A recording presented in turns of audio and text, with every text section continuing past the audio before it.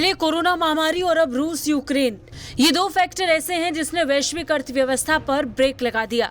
यही कारण है कि वर्ल्ड बैंक हो या अंतर्राष्ट्रीय मुद्रा कोष, सभी ने वैश्विक इकोनॉमिक ग्रोथ में भयंकर शिफ्ट को दिखाया। अब इस बीच अंतर्राष्ट्रीय मुद्रा कोष यानी IMF ने वित्त वर्ष 2022-23 के लिए भारत को लेकर अपने इकोनॉमिक ग्रोथ फोरकास्ट में कटौती की है। अपनी नई वर्ल्ड इकोनॉमिक आउटलुक रिपोर्ट में IMF ने चालू वित्त वर्ष में देश की आर्थिक वृद्धि दर 8.2% रहने का अनुमान जताया है। हालांकि ऐसा सिर्फ भारत के साथ नहीं हुआ। अमेरिका, रूस, फ्रांस, ब्रिटेन और चीन की अनुमानित ग्रोथ में पहले के मुकाबले 2023 के लिए गिरावट का अनुमान लगाया गया है। IMF ने अपनी रिपोर्ट में रूस यूक्रेन युद्ध के चलते ग्लोबल इकोनॉमिक ग्रोथ रेट में करीब 1% की गिरावट आने की बात कही।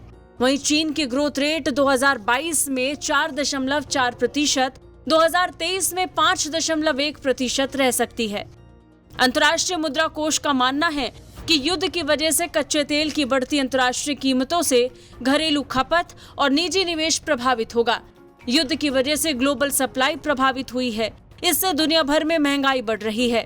इसे देखते हुए IMF ने महंगाई को नियंत्रण में रखने के लिए केंद्रीय बैंकों को मौद्रिक सख्ती बरतने की सलाह दी है।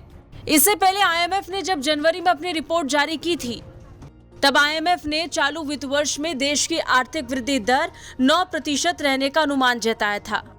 इतना ही नहीं, IMF ने अगले वित्त वर्ष के इकोनॉमिक ग्रोथ रेट फोरकास्ट यानी अनुमान को भी कम किया है। पहले IMF ने भारत के वित्त वर्ष 2023-24 में देश की आर्थिक वृद्धि दर 7.1% रहने का अनुमान जताया था।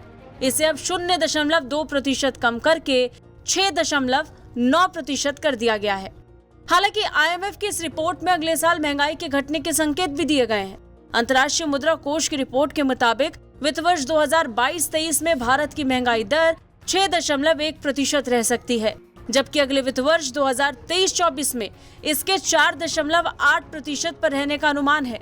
बता दें, इससे पहले IMF के आर्थिक वृद्धि दर अनुमान में कटौती से पहले वर्ल्ड बैंक भी भारत की इकोनॉमिक ग्रोथ का फोरकास्ट घटा चुका है। विश्व बैंक का अनुमान है कि 2022-23 में इंडिया की आर्थिक वृद्धि दर 8% रहेगी। वहीं भारतीय रिजर्व बैंक ने अपनी हालिया मौद्रिक नीति की घोषणा करते वक्त इसके 7.2% रहने की बात कही थी। ब्यूरो रिपोर्ट, भारत तक।